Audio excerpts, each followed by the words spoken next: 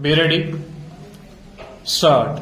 At the same time, however, in the facts of the present case, the High Court ought to have directed the insurance company to pay the compensation amount to the claimant appellant with liberty to recover the same from the tractor owner in view of the consistent view taken in that regard by this court in National Insurance Company Limited versus Oriental Insurance Company Limited Rani and others versus National Insurance Company Limited and others 3 and including Rajesh Kumar Singh and others In other words, the High Court should have partly allowed the appeal preferred by the respondent number 2 The appellant may therefore succeed in getting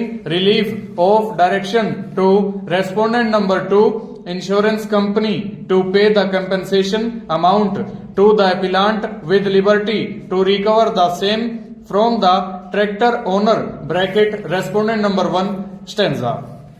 Reverting to the issue regarding the determination of compensation amount by the tribunal and as affirmed by the High Court, we find that the tribunal had taken into account all the relevant aspects and provided for just and proper compensation amount for different heads as are permissible.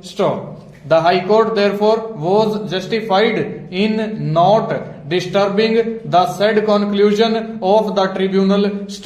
We affirm the view so taken by the High Court. Accordingly, the appeal preferred by the appellant and enhancement of compensation amount does not warrant interference. We may place on record that the appellant did make an unsuccessful attempt to persuade us to take a view that the permanent disability should be reckoned as 67% to the whole body.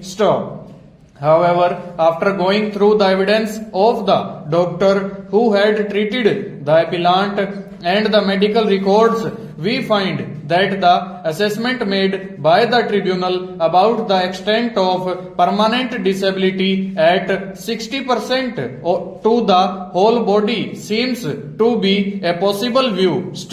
We are not inclined to disturb the said finding, and also because it has been justly affirmed by the High Court being concurrent finding of fact.